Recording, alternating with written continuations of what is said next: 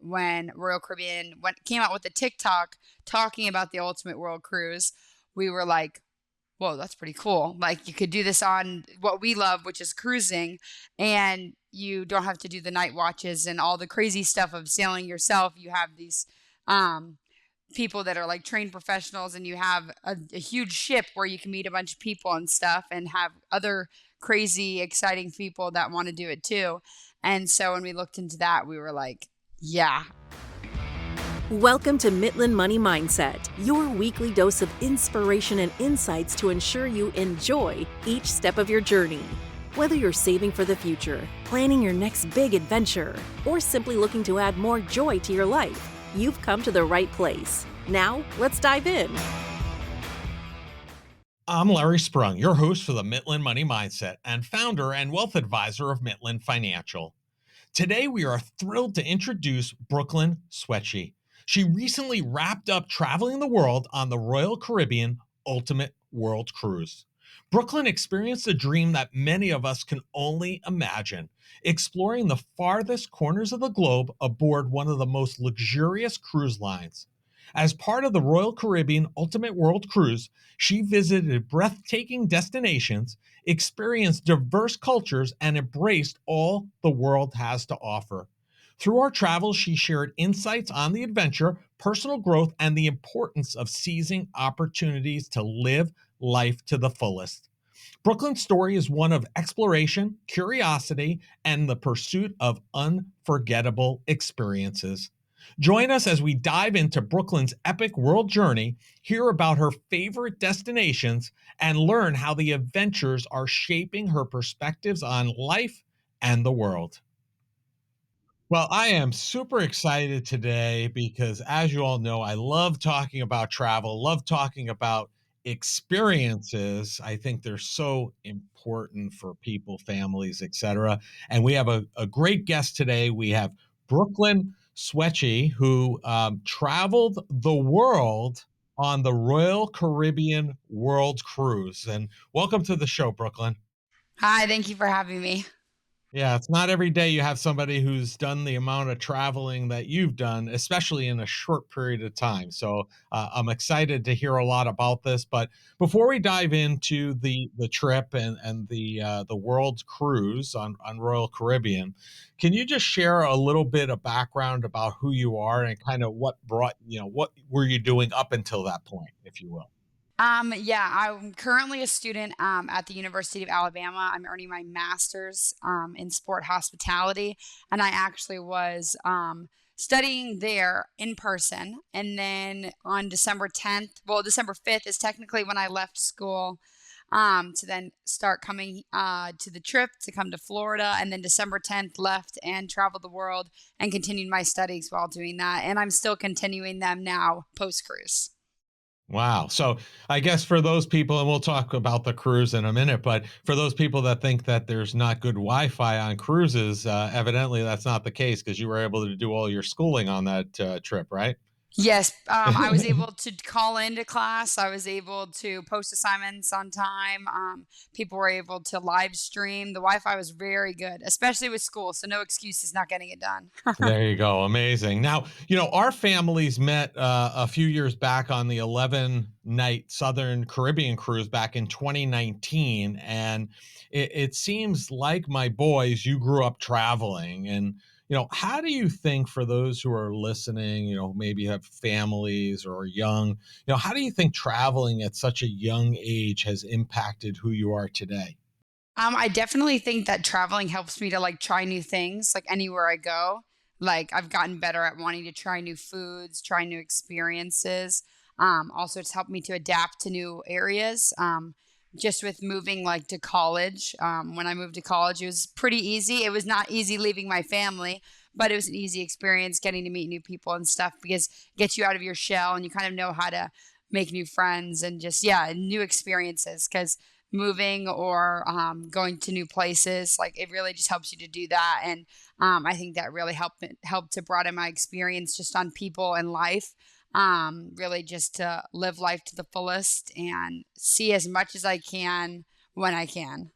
Yeah, amazing. So I'm sure you have a lot to say about this, so I want to give sufficient time. And, speaking of travel, what was it like to sail for 274 days on the Royal Caribbean Ultimate World Cruise? So my parents always had the dream of sailing around the world, either doing it themselves or doing it, I don't know, some other way, but sailing around the world was what they wanted to do. And we've always loved cruises, like how we met on a cruise, and we've cruised since 2007. So it's always been our favorite thing. And then when Royal Caribbean came out with the TikTok talking about the Ultimate World Cruise, we were like, whoa, that's pretty cool. Like you could do this on what we love, which is cruising, and you don't have to do the night watches and all the crazy stuff of sailing yourself. You have these um, people that are like trained professionals, and you have a huge ship where you can meet a bunch of people and stuff and have other crazy, exciting people that want to do it too. And so when we looked into that, we were like, yeah. And then my parents asked us if we wanted to do it, and somehow me and my sister perfectly had the time to kind of leave for 9 months. So it kind of felt like a study abroad, and it was perfect. Yeah, amazing. What is it like? Just I talk about that 11-night cruise from several years ago, and I was like, that was one of the best cruises I've been on because I've always felt like the 5 days are too short, Hmm. the 7 days are still a little too short, and the 11-day for me was like perfect amount of time in terms of length. But what's it like, going even that on steroids to 270, 9 months being on a ship. Yeah, going on to it, I was like, okay, this is a little crazy. And the first month was like, oh, wow. So we've done a month, like there's 8 more to go. And then all of a sudden, June hit, and that's me and my sister's birthday. And I was like, okay, time, you can slow down now. Like, Right. it's going a little too fast. And then it hit August. And then I was like, no, we leave next month. Um, but yeah, it was so cool going to new place to place, meeting new people, because there were people that came on and came and left, and did like the mini segments. Okay. And then there were the people that you saw all the time, which is cool because honestly, my sister and I grew up watching Sweet Life on Deck, and I always dreamed of being those kids doing school on a cruise ship and traveling the world. And I actually ended up watching that show. I didn't fully get to watch the whole thing before I left for the trip, but I did watch it my freshman year. So it was funny watching it for my master's and getting to live it. So it was just pretty cool, I guess, living that childhood dream, Hmm. getting to like study and sail around the world and everything. But now, after doing 9 months of cruising, I don't think I'll ever unpack on a cruise because it will feel like there's no point because it would feel like a 3 night cruise. So do you think it's ruined your cruising experience going forward? No, it's just gonna feel too short, and I'll be like, "Can I Right. do a month?" Yeah. I haven't done a cruise back since, but I think it would be cool just like walking around the ship, and I guess getting. I think I'll want to do more like cruise activities because I think I want to do more like Bahama cruises and like starting up with it, and then I'll do Right. want to do more like, I don't know, the zip lining, the flow rider, the shows. Like I've always loved that, but I feel like I'll have more of appreciation for it, and then I'm also hoping, because so far with our friends that have been on the World Cruise and then our parents who have done cruises since, they've seen a lot of the crew members and just guests that we sailed with. So I think that's really cool, having that family Yeah. that you're always going to see the people, which always has been a thing with cruising. Like if you're a Hmm. big cruising families, you're going to see those families again. But this one feels a little different because it's like your family, your world cruise family is now on the ship and cruises with you. So it's just going to be different and cool time to like see each other and fun surprises. Yeah, crazy. So, you hit 7 continents, 8 world wonders, and 65 countries. Unbelievable. So, I guess you can't even feel like you're ever cooped up on the ship because you were always out and about Hmm. seeing so many amazing things. What was the highlight of the journey for you? I have a top four that I've been telling people. Okay. And so I would definitely say Maria and the French Polynesia was my top. It felt like I was in the movie Moana. It was beautiful. I want to go back again. I want to stay longer. It was a tender port. So when we were tendering back in, I was like, no, take me back. And then the second was Antarctica. Antarctica, I did love. I loved it. But I want to go back and polar plunge, and then I think it will be top one with Maria. I just want to polar plunge next time because I think that would be awesome. Was it not an option or? No, you need to be on a smaller ship, so you need to Uh, have like less people. I know like National Geographic, their ship does that, the polar plunge. Yeah. Yeah. So I definitely want to do one like that where you get to like go out there. But we did get to see some of the crew members got to because they took a picture of the ship out there, so that was super cool for them. And then third is two, and that was Africa and India. It was really cool because Africa was unexpected. With going like down to South Africa, I know we're supposed to do Morocco and everything, um, but that was amazing. And going on the safaris and I love elephants. So that was really cool getting to see that. And then India was just beautiful. The Taj Mahal was super cool. The culture, the people, super nice. And then my fourth, I think I would have to say Norway because we had a crazy hiking experience. And that was like life changing. So I definitely put that as four. What made that hike in Norway life changing? So it was supposed to be like a 3 hour hike. Oh boy.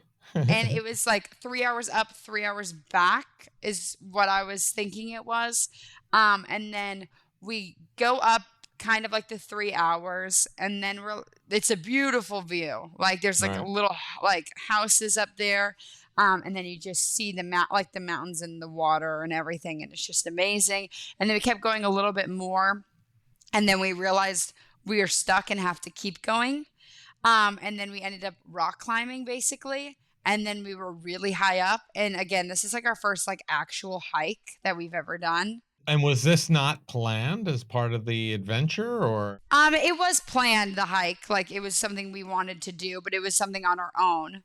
But there was a Oh, path, so there was all these rocks that had red on it. So we weren't going the wrong way. We were just doing it the more treacherous way. right. And it was definitely like it was really crazy. I kind of felt like I was in the Amazing Race or something, like going through a test. Right.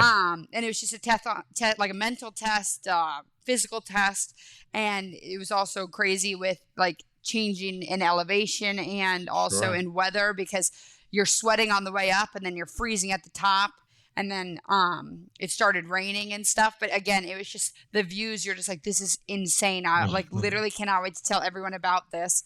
And then we saw the chairlift, and then that's how we knew that we made it back to regular life. But it was Wow. cool. And we even saw sheep up there. But Mhm. yeah, it was insane. I just felt like I was on an adventure that tested the limits, and it was worth it. I'd honestly do it again now that I know kind of how it goes. But Right. the rock climbing was intense, and I want to keep hiking and do cool things like that again. Yeah, well, that's good to learn that. Yeah, and we had a good view of the ship from really high up. I bet. Did you guys see the Big Five when you were on safari? We didn't get to see lions, but we saw basically, yeah, we saw everything but lions. So that was, yeah. All right. Yeah, we went to South Africa, my family and I, in I think 2019 or 2020.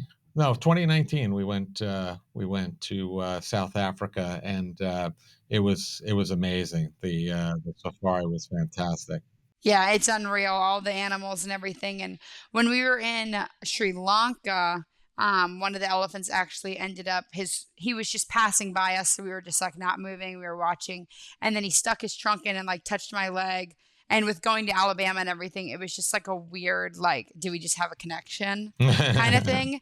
And then he just kept walking, and I was like, oh my God, this is the best day of my life. And I almost like cried because it was just like, wow. And then we Amazing. went to Africa after that, and then all those animals there was just Oh, it's really, amazing. really cool. Yeah. So, and then, yeah, it was amazing. Imagine a relationship where financial conversations don't feel stressful, but actually bring you joy. We've designed a guide to help you have positive, meaningful money conversations with your partner. This isn't just another budgeting tool, it's a roadmap for building trust and connection. So if you're ready to start a joyful money journey with your partner, go to mitlin.us/couplesjoy and download your free guide. Transform your financial future together starting today. So, I mean, going into this, obviously, you have to have certain expectations, right? In terms of what this trip's going to be like, kind of what you want to experience or what you think you're going to experience. What surprised you most about this adventure? And maybe there's more than one. I don't know. It was a long period of time. So, Honestly, I feel like I like the family we made like on the trip. Like I think I knew I was going to meet a lot of people, but like it's just like meeting everyone, like meeting crew members to meeting the crew members' families because when we were in the Philippines and India and Indonesia, their families actually got to come on for the day. So it was really cool getting to see them show their family from across the world their life and what they do and work, and then us getting to meet them and having like that having such a big impact on us. And then also, yeah, just like the meeting of the guests and everything, that was just super cool. Like knowing that there's some people that live close to me now where I live for work.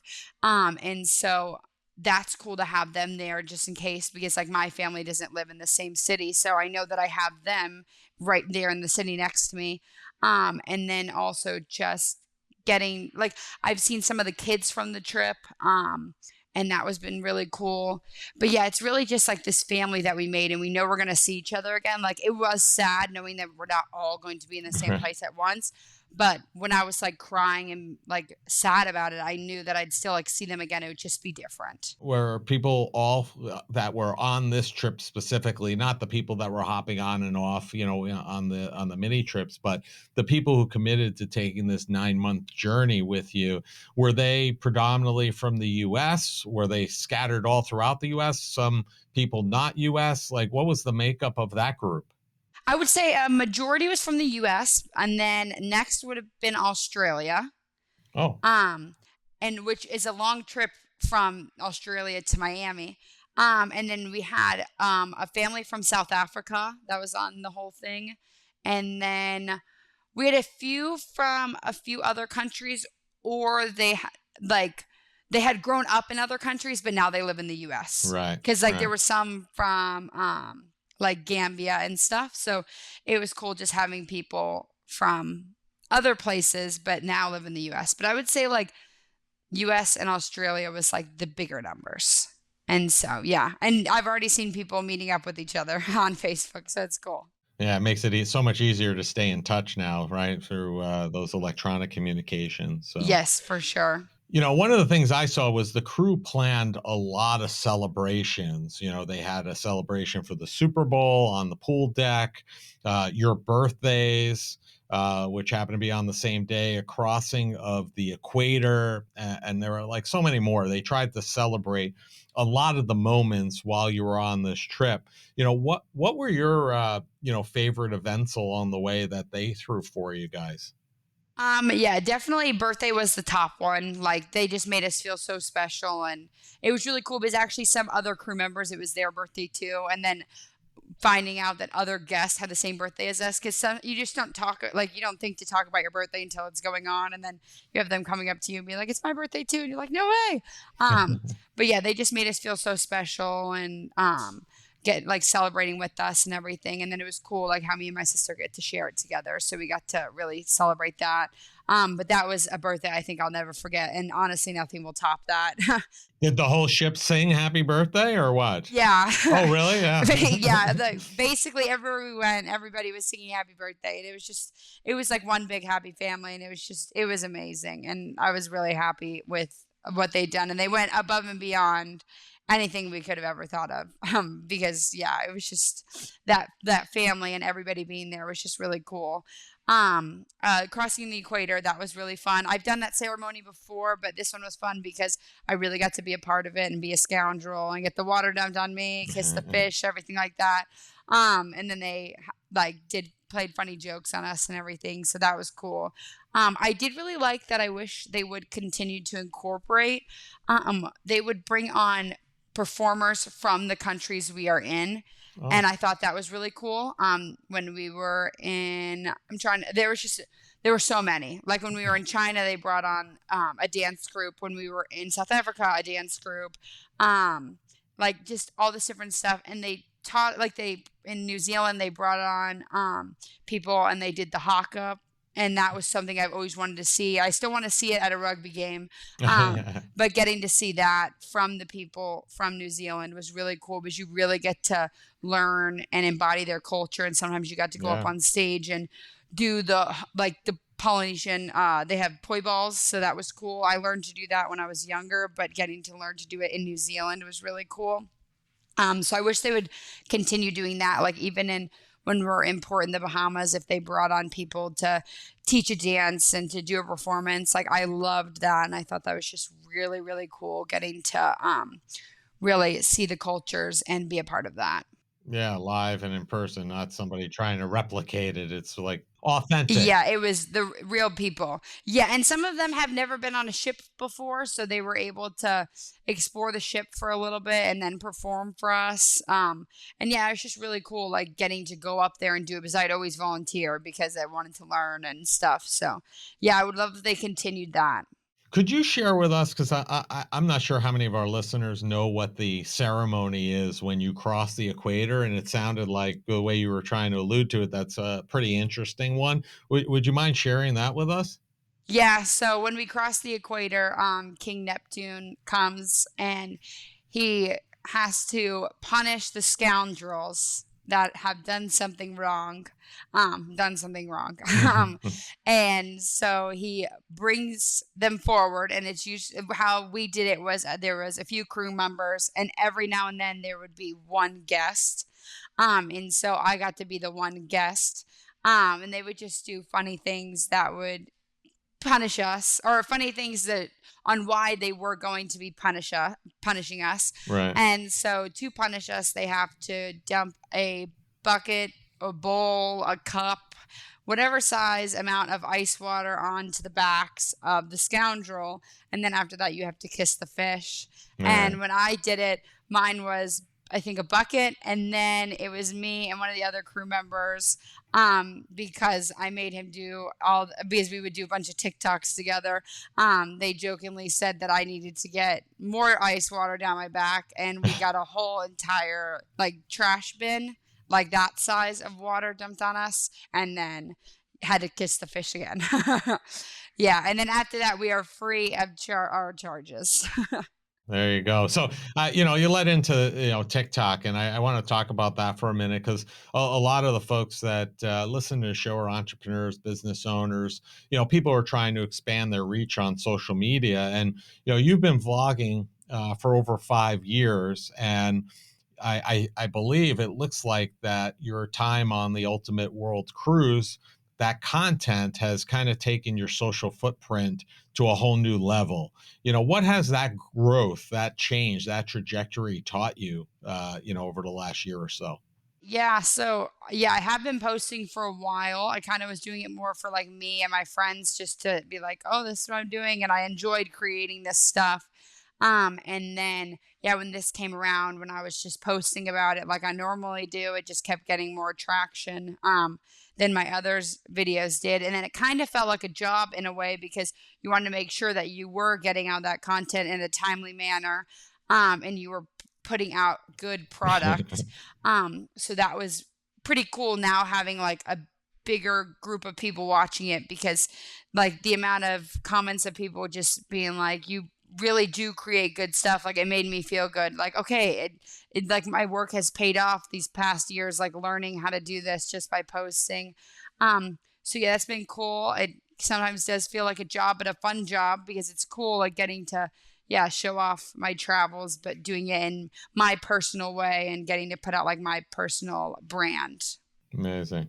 And I think I found this funny because I think we saw this somewhere that within a few weeks of the cruise leaving, you and several other cruisers were taking over TikTok, right, with these videos.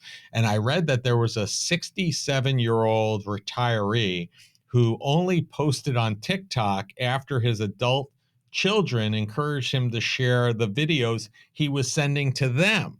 Why do you think that TikTok resonates with so many people, the content that puts out? Oh yeah, that was Cruise Mom and Dad. I remember that. Yeah, I think just people really I don't know. I think they just enjoy like seeing these creative people that maybe relate to their parents in a way, like how that like because now that's how I feel like seeing like how they posted is kind of I feel like how my parents are posting because I'm here doing regular life and they're getting to travel. So I think it's just now like if I had seen that when it started, I probably would have resonated with that now. So I think yeah, it's just people resonate with this stuff and then they enjoy like the happiness of people because I love watching TikTok and just seeing people happy and enjoying their life and it just makes me excited for them and then you kind of start getting connected and then you're just like wait I want to keep seeing what's going on with their life, this is so cool, and then it's like reality TV in a way that you're like oh wow this is real life and you get Right. to see this person like really go travel the world and then if you are somebody that likes travel it then gives you ideas to want to do the same or it helps you resonate back on when you went there because I had friends when I was in South Africa telling me like, "Oh my gosh, I love my time in South Africa. That's so cool. Did you try this? Did you do this?" I think yeah, people just resonated with so much and for different reasons and so that's why they enjoy the TikTok stuff. Yeah, I mean, you think TikTok just resonates across the board, not only just in this travel environment, really, in multiple levels. Like, Mhm. it sounds like any business, if you create kind of that following and you create that content, you can resonate with whoever your audience is. Is that fair statement? Yeah, for sure. Yeah. So, you know, um, as a dad of children who are similar ages to you and your sister, what was it like, especially given that your dad served in the military, and I'll thank him again for his service, right? What was it like to spend so many days and maybe all day, I don't know, with your parents? Maybe you weren't spending much time with them at all, but you were in this location with them. Most kids your age, like my kids, are not at home, they're out and about, but this really kind of brought you in a place where you guys were in a very close location for about 9 months. How did that make you feel? How did that work out for you guys? I thought it was pretty cool, like because I was gone at school, so it was fun getting to like have family dinners again and enjoy that time together. Also with school, like while we were doing that, our parents were relaxing or doing whatever. Um, and then sometimes me and my sister were the ones that just went to the parties, and my parents went to bed early. So yeah, we would do our own thing throughout the day, or we do it together, but we really enjoy our time together. So it was good getting to do that and go see the shows and stuff. But yeah, especially when it was around the time of school during the day, we were basically doing school. So we were like all on our own, relaxing. But then when it came to the pool time, we were all going to be up there, up at the pool and stuff. So Were you able to manage like school in a way that you were doing that during sea days, so you didn't have to interrupt like port days or traveling, stuff like that? Were you able to kind of manage that in a way that worked for you guys? yes, yeah. So it honestly worked out because when school started up, that was January. So that was around the time when we were crossing to the South Pacific. So we had all the sea days to Hawaii. From Hawaii, we had all the sea days to Australia and New Zealand, and then we had all the sea days to the South Pacific, and then also sea days with Asia. So that worked out because we had the time for those sea days and stuff, and then I was able to get it done whenever I could. Occasionally, there would be a little bit before that. With there were times like just I had been to those ports before that I'd been so many times that I would do schoolwork on those days, but it did work out though having those sea days because I know with the summer with Europe, if those port days were during school Right. time, that would have been impossible because it was just every day we had a port. So it was good with the timing around school that I just had those sea days to really get my work done. But it was hard knowing that it was beautiful weather outside and I was inside doing schoolwork. How hard was it? I mean, I got to imagine, like, I know in a dorm or on a school, on a school campus, right? There are distractions there. You have your friend that wants to go do this, but you got to study or things like that. But not, so much so that you're on this boat with hundreds of other people, probably hundreds of other people your age that want you doing stuff and going out and about. How, was it really hard to kind of put those distractions aside in order to get that work done? Yeah, well, usually everybody on the ship knew what we were doing with school, so they would make sure that we were getting it done. And honestly, I felt like I had so many like second parents, aunts and uncles telling me and grandparents telling me to get my work done and asking me if I did my schoolwork. Right. So that was helpful just to keep me accountable. But there were places to work. There was some desks that were kind of like closed off that no one really saw you unless they kind of peeked their head in or whatever. Um, so yeah, it was not too hard. There were times, of course, that I got distracted that, oh, I do want to do that trivia, so I will come back to my schoolwork Right. and do it later. But yeah, I had to discipline myself to make sure I got it done. But I try to do it more in the morning than do it later, because later at night there might be a dress up party going on, a show or something, and then by that time I just forget and I was should have been doing the work and I Right. didn't. But so that's why I always made sure to do it in the morning and get it done before like 2 or 3 o'clock, before I Yeah. wanted to go outside of the pool or do something else.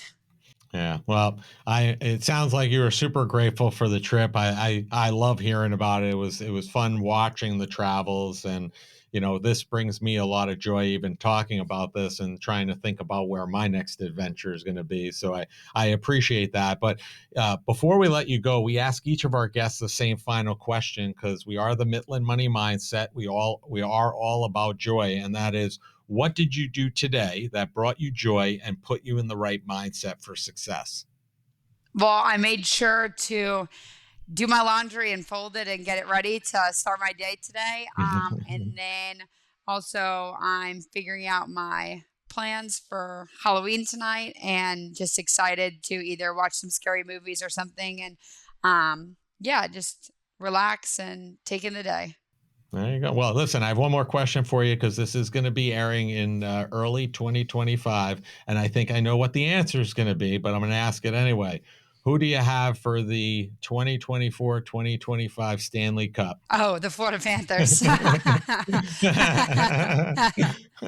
Yeah. So you're now working for the Panthers, so you got to be all Panthers, Oh right? yeah, go Cats. All right. Well, you got to give our Rangers a little bit of opportunity, please. But yeah, no, I appreciate that. So we'll see if they can repeat. It's always a hefty task in the NHL to be able to repeat with everything that goes on with salary caps, et cetera. But Yeah, keeping my it'll, fingers crossed. there you go. Well, listen, if we're going to have all your information in the show notes, but if people want to learn more about you, kind of see, what the trip was like through your eyes, what's the easiest and best way for them to find you, learn more about you, or connect with you?